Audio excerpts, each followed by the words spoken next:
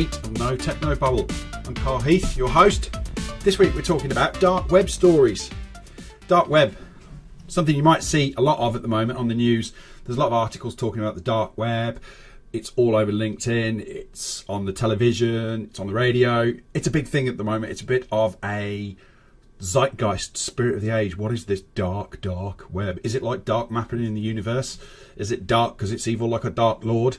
Well, that's what we're going to find out in this episode. Maybe dispel some of the hype that's around dark web and help you understand actually what it is and whether it affects you and whether there's any risk to you and your business. Let's start with the web. Now, we all know what the web is. The web is a great big collection of computers across the world, the internet, which is connected by the World Wide Web, which uses certain protocols in order for us to open a web browser like Google Chrome and have a look around the web. Well, there's actually more to the web than initially meets the eye. So when you type into Google, for example, for a search, you're only actually searching a very small part of the internet. There's lots of other parts of the internet that you can't get through a search engine because they're not accessible. And some of that makes sense. And this is called the deep web. And the deep web is probably about 90% of the internet.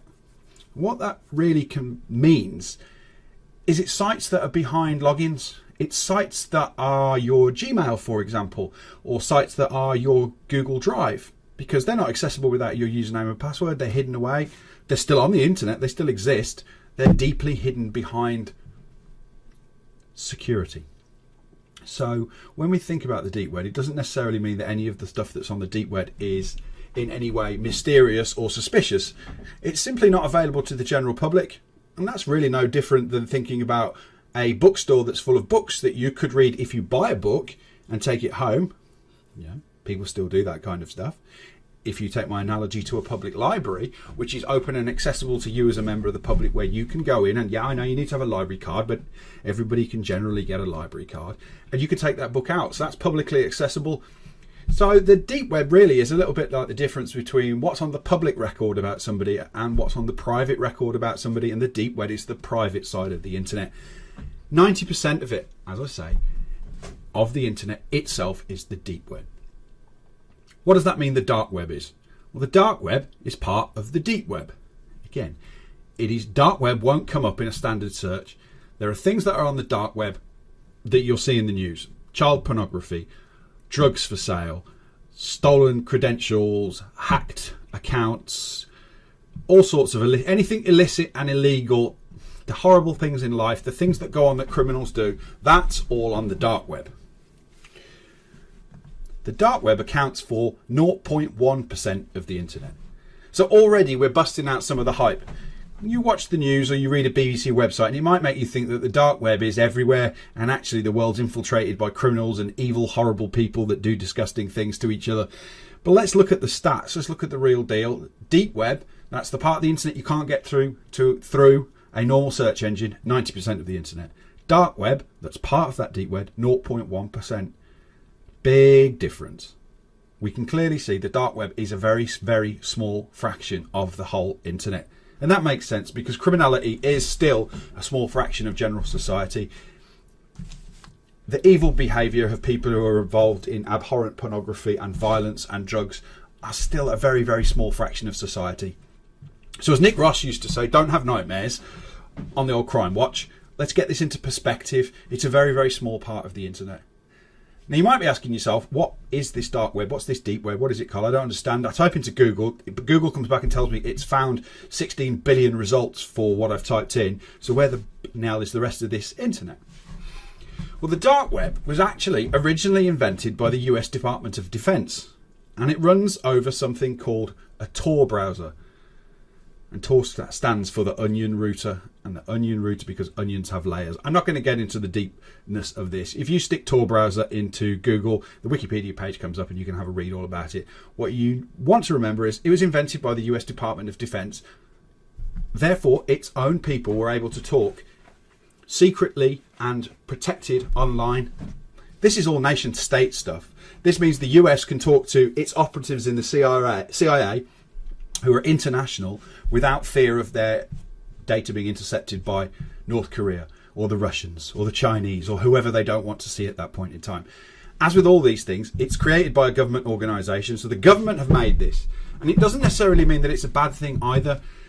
Tor and the whole dark web have benefits for people like journalists who need to do investigatory research and not be found out who they are. So journalists can use that. Only the other night, I was flicking through the channels. On comes the legend himself, Ross Kemp, with one of his extreme worlds. He's in extreme Texas this time, talking about racial violence between black society and white society. He's literally labelling it black society and white society, and is there going to be a race war? And some of the people he was meeting up with as a journalist were heads of Bloods and Crips gangs and things like that. How do they get those meets together? This is where they'll use systems like this. This is where journalists will go into the dark web in order to communicate with criminals anonymously so that they can produce what they do as journalists. Same for whistleblowers.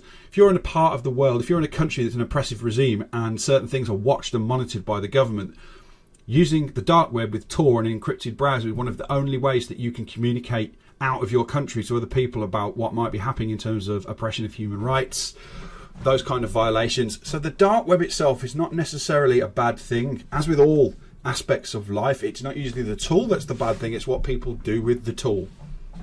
Okay. What's out there? What's on this deep dark web? You know, what is on the dark web? What's really out there? Well, a lot of the things that you'll find out there, I've already described. That you're going to find, there was a site called the Silk Road that was there for some time, and it was named the Silk Road after the famous trek from Asia over to the West. That was from Marco Polo's day. That was known as the Silk Road. It was the road for commerce to come over from Asia to Europe in many, many centuries ago. I think it was probably the 15th, 14th, 15th century, something like that. I'm sure someone will correct me if my history is wrong.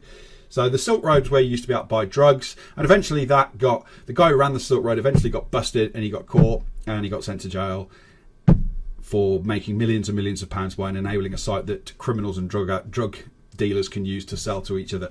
Yes, that's going on the internet. When you see the dark web on the television, what it's going to be really talking about is, oh, well, if you don't realise, your details are on the dark web. You as a business owner, you as an individual, your personal details are on the dark web. I'll start with, if you actually have a search for what personal details are online for you anyway, there's a lot, particularly if you use social media. If you use Facebook and you've signed up to LinkedIn and you use Instagram and you've used other sites over the years and you've bought things on eBay, you'd be amazed how much stuff there is on simply Googling your own name and doing some digging around. So don't freak out when people say, oh, your details are on the dark web. Your details are probably online anyway. If you're an online user, it's going to be there. If you're not an online user, then the chances are there'll be less on there. The more that you use the internet, the more that you've got involved in this whole revolution that's happened over the last 10, 15 years, the more likely you're going to be on the internet. That's a bit of a no-brainer. There's the first thing you need to think about. Don't jump to those conclusions. You're already online and details about you are out there, and you don't need to freak about them. They're mostly going to be on the public record anyway. If you're a company director, your name's going to be on the public record. The registered location of your businesses, which can often be the person's home. You know, a lot of information is out there already. I can find that out. It's not something you should be freaking out about because it's already on the public record. So the TV doesn't really start with a good thing. The media don't start very well because they're already trying to suggest that everything is out there about you when most of it already is. Okay, let's say there's more about you online. Let's say your password is on the dark web. Your details are on the dark web. How does that happen? Today, in the news, November the 30th, 2018, Marriott Hotels admit to a hack since 2014, 500 million records compromised for that hotel. How many of us have booked a hotel? Marriott is a holding company for multiple other hotel chains as well, so it's not simply the Marriott Hotel.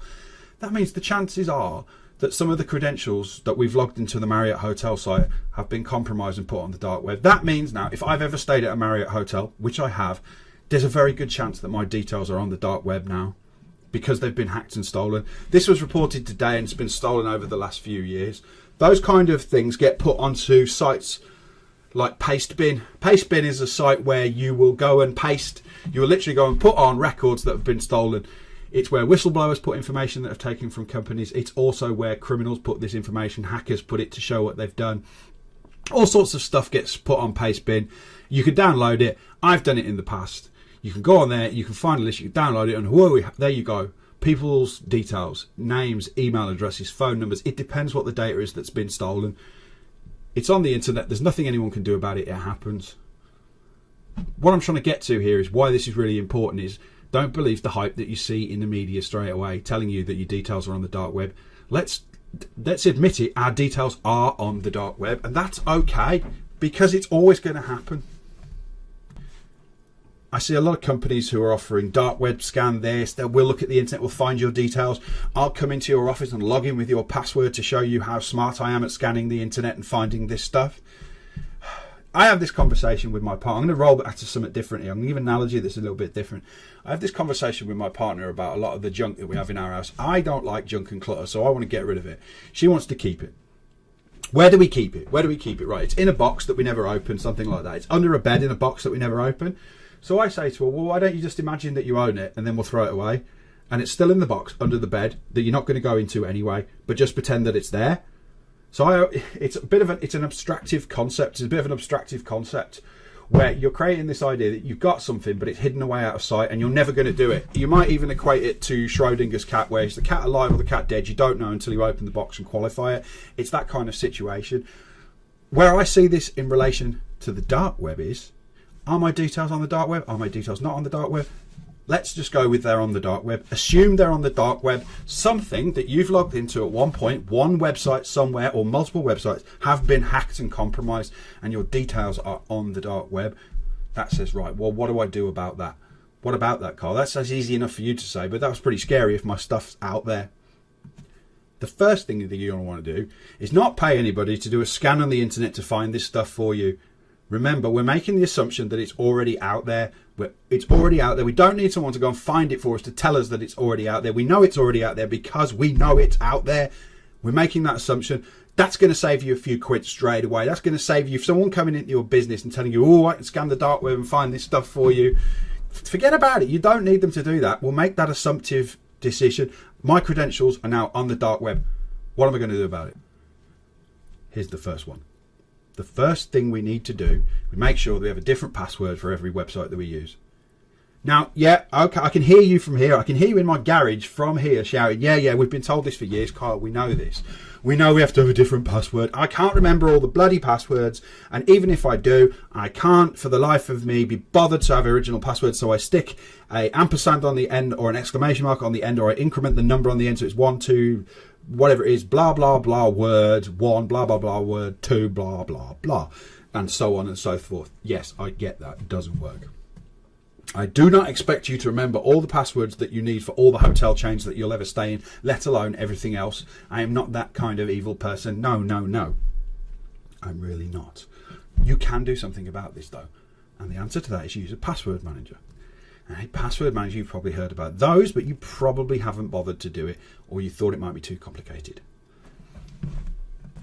What a password manager does is whenever you sign up to any site with your details, it will prompt you for a password, and it will suggest you have a password, and it will suggest you some crazy long password.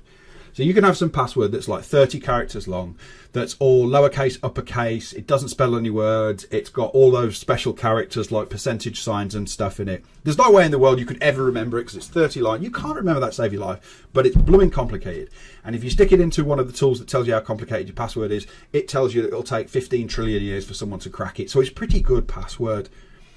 The password manager suggests that to you. You hit the button and it enters that password for you as you sign up. You sign up and then it pops up on your screen, says, do you want to remember this password? You click yes. You remember the password. It's now saved in your password manager. When you visit the site again, the password manager software that's installed on your web browser, like a Chrome extension, or is on your mobile phone, which I've done with LastPass, Bitwarden, 1Password, there's many products. It automatically enters it for me. I visit the site, it fills it in, it asterisks out the password so someone can't read it over the shoulder. I click enter and I'm in. I don't have to remember the password. The password's done for me. I can do the same on my mobile device. That's very helpful. Now, that means I can have a unique password for every single account that I use. It's super long and super complicated, so it can't be guessed or brute forced or anything like that. And I can get in. Now, the smart amongst you will be thinking, yes, but what about the password for your password manager? How do you get into that? Good question. Yes, you have a password for your password manager, but then this is the magic part. Here's the magic part. You have what's called two-factor authentication on that. Two-factor authentication. You may or may not have heard of that. What that means, it's a secondary way of checking who you are. I log into a website. I either enter my password, let's say for argument's sake, this is my master password for my password manager. I have to know what that password is. Therefore, it's probably not going to be as strong as the 30-letter one, because I've got to remember it. For argument's sake, all of us could create a decent password that may be a phrase like, I took the dog to the park on a Tuesday. That's not a bad password as a phrase, and it's not too hard to remember. I took the dog to the park on a Tuesday. Let's say, for example, you have something like that you put in. You enter that password. Then, two-factor authentication will send you a text message. We'll ask you to open an app like Google Authenticator, which you use your phone to scan a barcode off the screen associated with the app, and then every 30 seconds it generates a 6-digit number. You type the 6-digit number in and you log in. What that means is the criminal can have your username and your password to your password manager, but they can't get in without the text message or the authenticator code that comes to your mobile phone. And the chances of them having your username, your password, and your mobile phone are pretty slim. That's how you protect your master password. So your password manager has to support two-factor authentication. Now, while we're on two-factor authentication, this is the next thing that you can do. Let's say now you're listening and you've gone, okay, Kyle, I've gone through all the websites and I've set them all up with a unique password, and I'm using a password manager, and I've enabled two-factor authentication. What next? Okay, let's go back to the websites. Let's take a website like PayPal. Pretty important that you don't have someone get into your PayPal account. PayPal's super handy.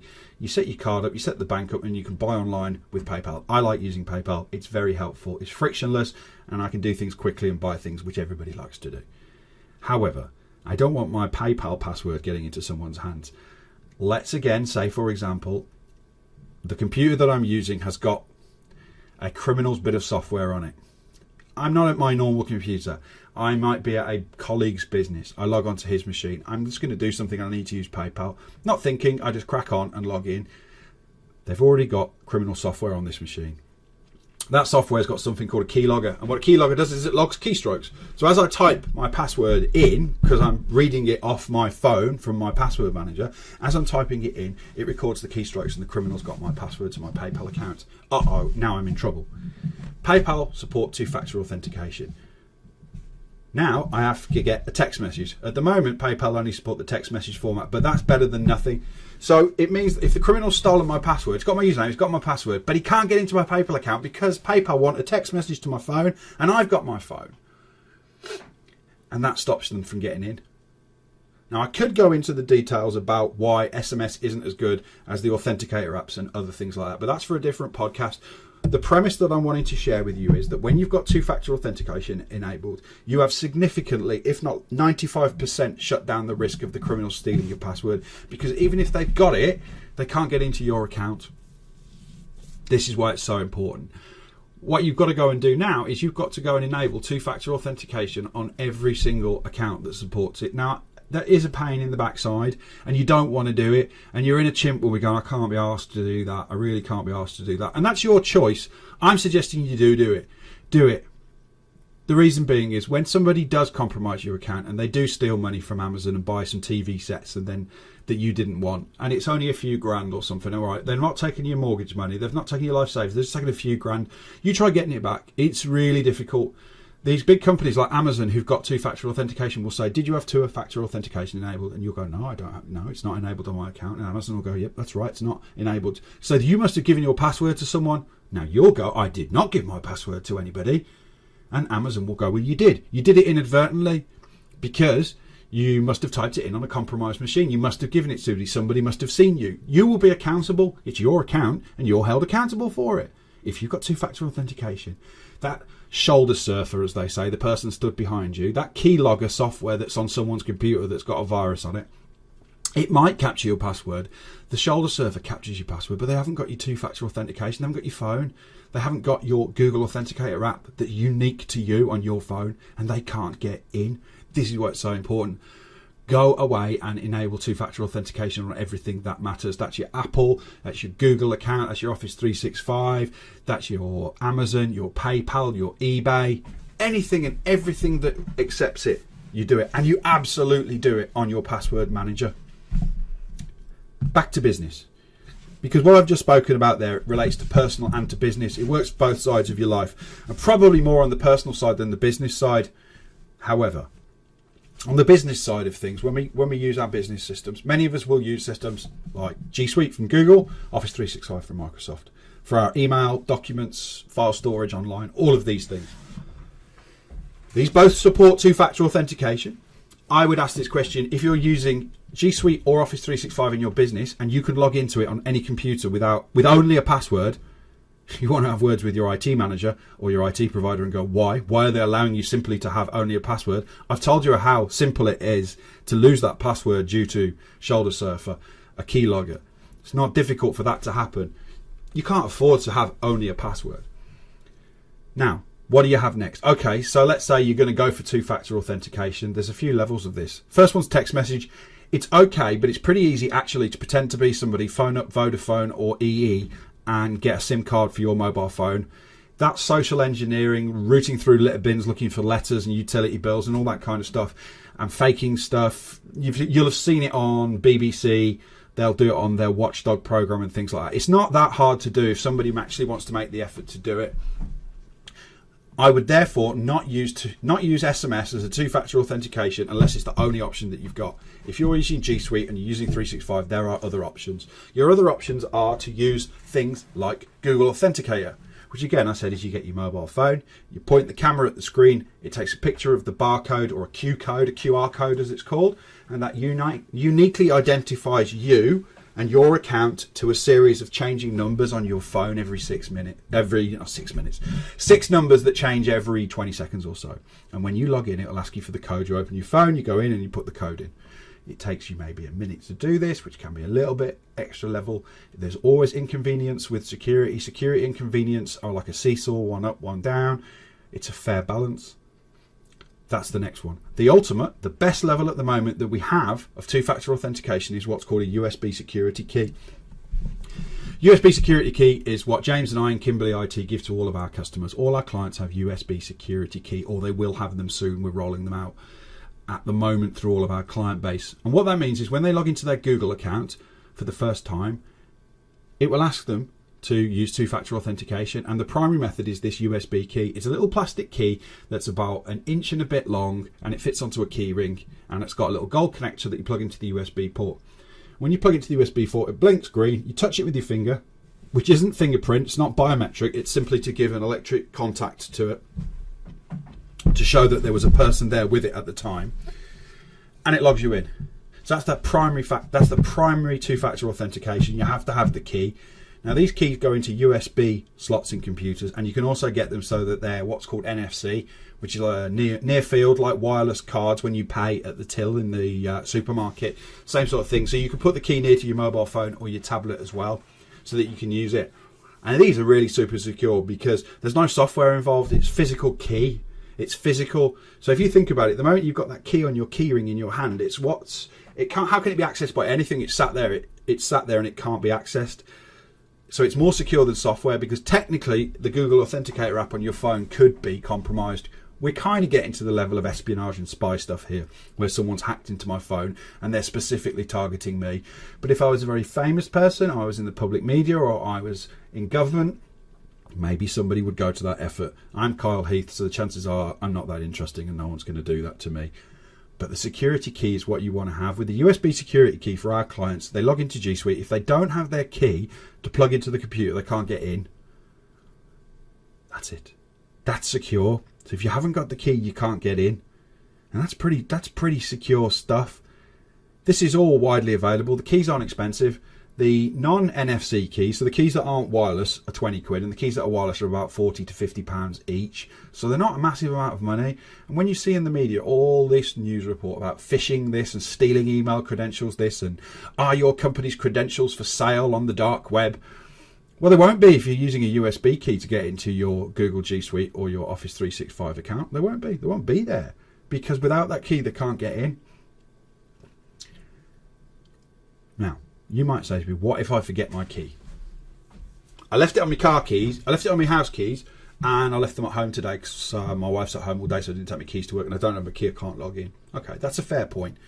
Two ways you could approach that. If you're ultra strict in your business, and you've only set the USB key as the only level of two-factor authentication, then you can't log in. Now, what you do then is, when you're working with people like Kimberly IT, you contact James and I and say, I've left my key at home, I can't get in. What we can do as the admins of G Suite is enable you to have a second level of authentication in. So for that short period of time, we can give you a recovery code. We can personally give you a recovery code that logs you in. And then once you're logged in, we can show you how you can set up Google Authenticator on your phone as a secondary way of getting access. If your company's got a very strict policy, it's tough. You ain't getting in, and you've got to go home and get your key. Depends on the level of security of data that you're dealing with in your business. If your business rule is no key, no entry, then you've got to go home and get your key. So don't forget your key. We always recommend you put it on your car keys, because the chances are most people are coming to work in a car, and therefore you're not going to forget them. But there are ways and means that you can, with your administrator's help, with your IT provider's help and assistance, you can get around that for one single instance. But you can't do that without our help, and we control for example, for our clients, we control their entire G Suite. We manage it, look after it for them. That's what our business does as part of what we do as an IT agency. So we've got the ability to help our clients. That's what they pay for. We keep them safe, and then if they do forget their key for whatever reason, we can get them in for the day and then remind them not to forget their key again. But they're still safe. So this is what's important to think about. You need to ask this question. Why haven't I got a USB key to log into my G Suite or my Office 365? If you haven't got one of these, this is the simplest thing that your business can do to protect itself from 95% of this phishing online problem with passwords being stolen. So easy to do. Why isn't your IT provider doing it? You want to ask them that difficult question. Next one. Are my details online on the dark web? Yes, we've made that assumption. It would be nice to know actually what might be out there. Okay, well, here's a way you can do that for free. Go to a website called Have I Been Pwned? Now, pwned is a bit of a weird word because it's a bit of a techie word, and this is no Technobabble. What I'm going to do is break this down for you. The website that you want to go to is haveibeenpwned.com, and here's where you find it. https://haveibeenpwned.com. Pwned is a sort of hacky term for owned. It means that someone's owning your information. If you go to haveibeenpwned.com, you come up with a website that's run by one of the internet's great guys in security. Absolutely top bloke. His name's Troy Hunt. He's a Microsoft regional director, and he does all of this out of his own time to help people. He's a genuine good guy and a really, really good resource on this side of security. And what Troy does, he keeps this website where you can search for your email address, and he'll tell you whether it's in any data breaches that have been published.